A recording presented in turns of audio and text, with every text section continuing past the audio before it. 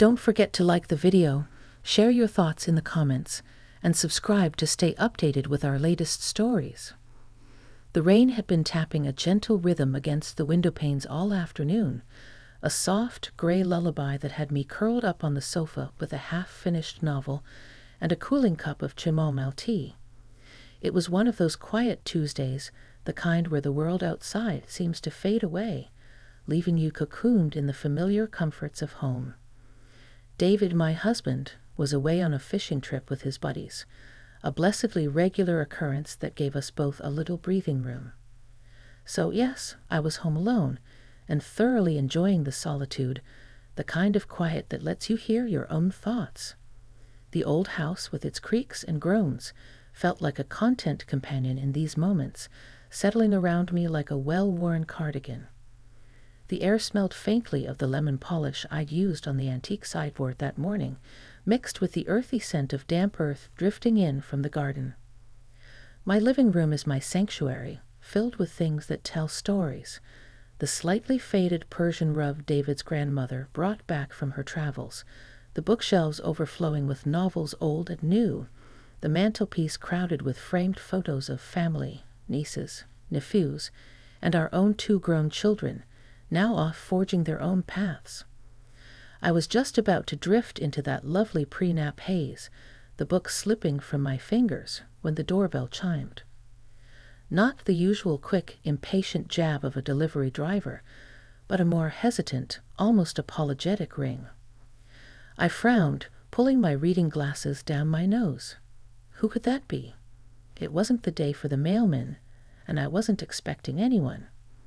My first thought, a silly little flutter of unease, was that maybe something had happened on David's trip.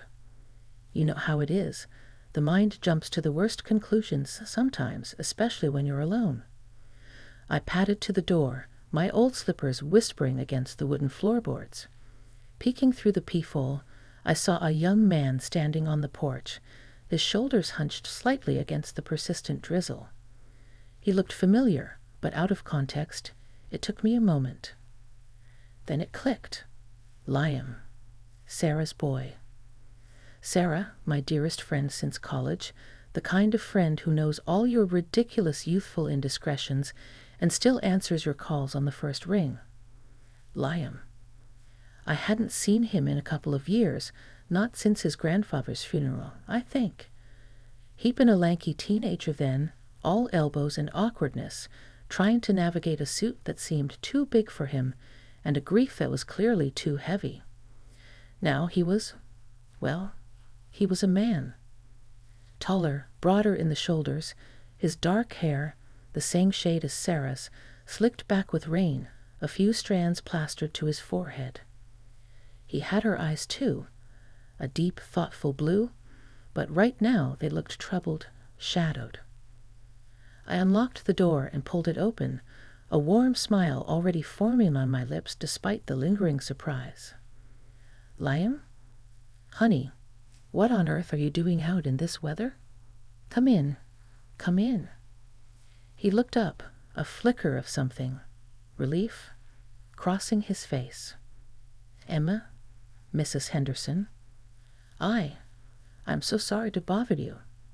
I know it's out of the blue. His voice was deeper than I remembered, a little rough around the edges, like he hadn't used it much that day. Nonsense, child. Get in here before you catch your death. I stepped back, holding the door wider. The scent of rain and damp fabric followed him into the hallway. He hesitated for a moment on the doormat, as if unsure of his welcome, which was just silly. Sarah's son was always welcome in my home. Is everything all right? Is your mom okay? That was my next immediate thought. Sarah and I spoke at least twice a week, but you never knew. Liam ran a hand through his damp hair, shaking off a few droplets. Mom's fine. Yeah, she's good. It's not about her, not really. He shifted his weight from one foot to the other, his gaze not quite meeting mine. He was clutching the strap of a messenger bag slung across his chest, his knuckles white. He looked like a ship lost in a storm, seeking any port. "Well, come on through to the living room then," I said gently, trying to project an aura of calm, of normalcy. "Let me take your jacket. You look like you could use a hot drink. Tea? Coffee? I think I even have some hot chocolate mix somewhere if you prefer." I remembered him having a sweet tooth as a kid, always raiding Sarah's cookie jar. He managed a small, grateful smile. "Tea would be great, Emma. Thank you." He slipped off his damp jacket, revealing a plain gray t-shirt. He'd filled out, muscles in his arms and shoulders that hadn't been there before. He was still slender, but there was a solidity to him now. Life had been shaping him. I hung his jacket on the old coat stand by the door, the one that always wobbled a bit. "You just make yourself comfortable in there," I called over my shoulder as I headed towards the kitchen. "I'll be right back." The kitchen, with its cheerful yellow walls and the comforting hum of the refrigerator, always felt like the heart of the house. As I filled the kettle, my mind was whirring. Why was Liam here? He was in his early 20s now, probably in college or starting a career.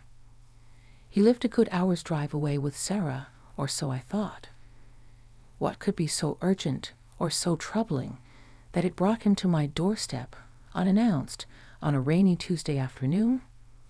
There was a definite tension in the air, a quiet hum of unspoken things beneath his polite demeanor. I just hoped I could offer whatever it was he needed. Sarah would have done the same for my kids, no questions asked. That's what friends and the families of friends do for each other. The kettle began to whistle, a cheerful sound cutting through the grayness of the day, and I hoped it was a prelude to clearing whatever storm was brewing in that young man's heart. I carried the tea tray into the living room, 2 steaming mugs, a plate of ginger snaps I'd baked over the weekend, the sugar bowl, and a little pitcher of milk. Liam was standing by the window, looking out at the rain-streaked garden, his hands shoved deep into his pockets. He turned as I entered, and for a second I saw a raw vulnerability in his eyes that startled me. It was the look of someone carrying a heavy weight, one he wasn't sure how to set down. "Here we are," I said, trying to keep my voice light. "Find a comfy spot. That armchair by the fireplace is usually David's favorite when he's trying to avoid doing chores." He gave a small, hesitant smile and sat down, not in David's armchair, but on the edge of the sofa, perching rather than settling. He took the mug I offered, his fingers wrapping around it as if seeking its warmth. "Thanks, Emma. This is really nice of you." "It's nothing, dear," I replied, settling into my own armchair opposite him. The novel lay forgotten on the side table. "Now tell me, what's on your mind? You look like you've got the weight of the world on your shoulders." I watched him carefully. He took a sip of tea, his gaze dropping to the swirling liquid in his mug. The silence stretched for a moment, filled only by the gentle patter of rain and the ticking of the grandfather clock in the hall. I didn't rush him. Sometimes words need time to find their way out, especially the difficult ones. He finally looked up, his blue eyes, so like Sarah's, searching mine. I didn't know where else to go," he began, his voice low. "I couldn't talk to Mom about this, or Dad. They wouldn't understand, or maybe I just don't want to disappoint them." My heart gave a little squeeze. Disappointment. That was a heavy burden for a young man to carry, especially concerning his parents. "Liam," I said softly, leaning forward a little, "whatever it is, you're safe to say it here. There's no judgment in this room, I promise you that. Sometimes it's easier to talk to someone who's one step removed, you know." He nodded slowly, seeming to draw a little courage from my words. "I think that's why I came. You've always been different, easier to talk to. Even when I was a kid, you never treated me like I was just A kid. I smiled. Well, I always figured kids were just smaller people with equally big thoughts and feelings. He took a deep breath, then another, as if steeling himself. The rain continued its soft drumming, a constant, soothing backdrop to the unfolding moment. The air in the room felt charged, expectant. I had a feeling that whatever he was about to tell me was significant, not just for him, but perhaps in some unexpected way, for me too. The old house seemed to hold its breath with us. "It's about my future," he said at last, his voice barely above a whisper. "Everything I've been working towards. I'm not sure I want it anymore, and I'm terrified of what that means." The words hung in the air between us, simple yet profound. Ah, the universal crisis of youth, I thought, the terrifying chasm between expectation and desire. But the depth of pain in his eyes told me this wasn't just a fleeting doubt. It was something tearing him apart. He was looking to me, not for answers perhaps, but for an anchor in his swirling sea of confusion. And I, Emma, a woman in her 50s, settled in her quiet life, suddenly felt a profound sense of purpose, a pull towards this young man, and the storm raging within him. My quiet Tuesday was about to become something else entirely. Liam continued, his voice gaining a little strength as he started to unburden himself. "You know, Mom and Dad have always wanted me to be a doctor. Dad's a doctor. His father was a doctor. It's like this preordained path for me. And I've always gone along with it. Got good grades, aced the MCATs, got into a decent pre-med program." He gestured vaguely with his free hand, the one not clutching the mug. "I'm supposed to be applying to med schools next year. The applications are staring at me from my desk." He paused, taking another gulp of tea. The ginger snaps sat untouched on the plate between us. "And everyone's so proud. Mom tells all her friends Liam's going to be a doctor. Dad talks about me joining his practice eventually. It's a lot." "It sounds like a tremendous amount of pressure," I said quietly, trying to keep my tone neutral, encouraging. "It is," he exclaimed, then seemed to shrink back a little, as if surprised by his own vehemence. "It is," he repeated, more softly. "And for a long time, I thought I wanted it too. Or maybe I just convinced myself I did because it made everyone happy. Because it was the sensible thing to do. But these last few months, I've been doing some volunteer work at this little community arts center. Just helping out, setting up for events, sometimes helping kids with art projects." A faint light came into his eyes as he spoke about the arts center, a subtle shift in his whole demeanor. "And Emma, I love it. I feel alive there. More alive than I've ever felt in a science lab or studying anatomy charts. I've started painting a little myself. In secret, mostly. Late at night in my room." He looked down at his hands, a flush creeping up his neck. "It's probably terrible, but it makes me feel good. Like I'm actually creating something, not just memorizing facts." I nodded slowly. "There's a great deal of satisfaction in creation, Liam. In making something that wasn't there before." "Exactly." He looked up, his eyes bright with a mixture of excitement and fear. "But how do I tell them? How do I tell my parents that their future doctor son wants too? What? Be a struggling artist? Work in a community center for barely any money? They've invested so much in me, in this medical dream. I feel like I'd be throwing it all back in their faces, like I'd be a massive failure." The vulnerability in his voice was heart-wrenching. He wasn't just talking about a career change. He was talking about his identity, his relationship with his parents, his fear of disappointing those he loved most. This was the core of his turmoil. The rain outside seemed to intensify for a moment, mirroring the rising emotion in the room. "Liam," I began, choosing my words carefully, "what you're feeling isn't about failure. It's about honesty. Honesty to yourself. That takes incredible courage. Far more courage than just following a path someone else laid out for you, no matter how well-intentioned." He listened intently, his brow furrowed. "But what if they hate me for it? What if they think I'm throwing my life away?" "Oh, honey," I said, my voice filled with a warmth I couldn't hold back. "They love you. Sarah and Tom, they adore you. They might be surprised, yes. They might even be disappointed at first, because their dreams for you were so clear in their own minds. But hate you? Never. And throwing your life away, is it throwing your life away to pursue something that makes you feel alive, that gives you joy and purpose?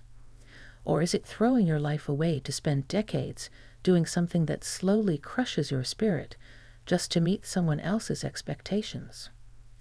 He stared at me, his blue eyes wide. He seemed to be truly hearing me, letting the words sink in. I reached for the teapot. "More tea?" I asked gently, trying to give him a moment to process. He nodded, holding out his mug. As I poured, I could see the internal battle raging within him. The desire to please, to be the dutiful son, was warring with this newfound, fragile yearning for a different kind of life, a life that was truly his own. My heart went out to him. I remembered my own youthful struggles, the times I'd felt torn between what was expected of me and what my own heart whispered. David and I had our share of tough conversations with our own parents when we were starting out, wanting to forge our own way. I picture their faces," he said, his voice thick with emotion. "My dad, especially. He's worked so hard. He sees this as his legacy." "And you are his legacy, Liam," I said firmly but kindly. "You, the wonderful young man you've become. Not just Liam the doctor. Your happiness, your fulfillment in life, that's the best legacy any parent could hope for. It might take them some time to see it that way, especially if their vision has been fixed on one particular outcome for so long. But genuine love, the kind of love I know Sarah and Tom have for you, it's adaptable. It learns. It wants what's truly best for the child, not just what it thought was best." I paused, then added, "This isn't a decision to be made lightly, of course. You need to think it through, plan, understand the realities of the path you're considering. But fear of their reaction, as natural as it is, shouldn't be the thing that stops you from exploring what could make you truly happy." He was quiet for a long time, tracing the rim of his mug with his finger. The room was filled with a comfortable silence now, the tension having eased somewhat, replaced by a sense of deep consideration. He was no longer perched on the edge of the sofa, but had leaned back a little, some of the tightness leaving his shoulders. The house seemed to exhale with him. The rain had softened again, to a gentle hush. I let him be with his thoughts, just offering a quiet, steady presence. It was his journey, his decision. All I could do was offer a safe harbor for him to think it through, a sounding board for his fears and hopes. And maybe, just maybe, a little bit of the perspective that comes with having navigated a few more decades of this complicated, beautiful thing called life. Finally, Liam looked up at me, and there was a new light in his eyes. Not quite resolution, perhaps, but a glimmer of something like hope, or at least the possibility of it. "You really think so?"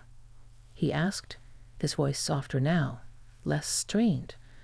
"I really do," I said, meeting his gaze with a reassuring smile. "I think you're stronger than you realize, Liam, and I think your parents' love for you is stronger than your fears." He let out a long breath. a sigh that seemed to carry a mountain of anxiety with it. "Thank you, Emma. Just thank you. I've been carrying this around for months, feeling like I was going to explode or just break. Talking about it, saying it all out loud to someone who gets it, or at least tries to, it helps. More than I can say. That's what friends are for," I said gently. "And you can consider me a friend. Anytime." A genuine smile finally broke through, transforming his face, making him look younger, lighter. "I'd like that, Emma. I really would." He picked up a ginger snap at last and took a bite, then another. It was a small thing, but it felt like progress, a return to some semblance of normalcy after the emotional intensity of our conversation. We sat for a while longer, talking more generally now. He told me a little more about the arts center, the joy he found in the chaotic creativity of the children, the satisfaction of seeing a blank canvas turn into something expressive. He spoke of a particular mural project they were planning for a community garden, and his voice was animated, full of an enthusiasm I hadn't seen in him before. It was clear where his passion lay.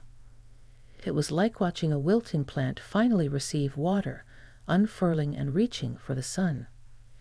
As he spoke, I found myself thinking about my own life, my own choices. And I always followed my deepest passions. Perhaps not entirely.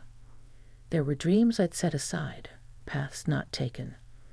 But I'd found contentment, love, and a deep sense of purpose in my family, my friendships, my home. And perhaps part of that purpose was now, in this quiet living room on a rainy afternoon, to help this young man find the courage to pursue his. There was no dramatic epiphany, no sudden life-altering decision made in that moment. But there was a shift, a significant, palpable shift in Liam. The terrible weight he'd been carrying seemed to have lightened considerably. He wasn't walking on air, but he was no longer trudging through mud. He was seeing a possible way forward, a path that might be difficult but was, crucially, his own. And in me, something had shifted too. The quiet afternoon had indeed become something more. It wasn't just about offering tea and sympathy. It was about connection, genuine human connection. It was about witnessing someone on the cusp of a profound personal discovery and being privileged enough to offer a small measure of support. There was a warmth in my chest that had nothing to do with the fireplace or the tea. It was the warmth of shared humanity, of having been, I hoped, a true port in his storm. The rain had almost stopped by the time Liam finally stood up to leave. The late afternoon sun was trying to break through the clouds, casting a watery, pale light into the room. He looked different. His shoulders were straighter, the haunted look in his eyes replaced by a thoughtful determination. "I should go," he said, though he didn't seem quite as anxious to flee as he had been to arrive. "I've taken up so much of your afternoon." It was an afternoon well spent, I assured him. "And Liam, remember what I said. You're not alone in this. If you need to talk again, or just want a quiet place to think, my door is always open." He looked at me, and his eyes, Sarah's eyes, were filled with a deep, sincere gratitude that touched me more than any polite thank you could have. "I won't forget that, Emma. Thank you. For everything." He hesitated for a moment, then, to my surprise, he leaned in and gave me a brief, heartfelt hug. It wasn't awkward or forced. It was a simple, human gesture of connection and appreciation. "Take care of yourself, dear," I said, patting his arm. "And let me know how things go. Or don't, if you're not ready. Just know I'm thinking of you." He nodded, a small, confident smile on his face. "I will." I walked him to the door. As he stepped out onto the porch, the air felt cleaner, fresher after the rain. The world looked a little brighter. He turned back once more. "Really, Emma, You have no idea." And then he was gone, walking down the path with a lighter step than when he'd arrived. I watched him go until he turned the corner at the end of the street. I closed the door slowly, a thoughtful expression on my own face. The house felt quiet again, but it was a different kind of quiet now.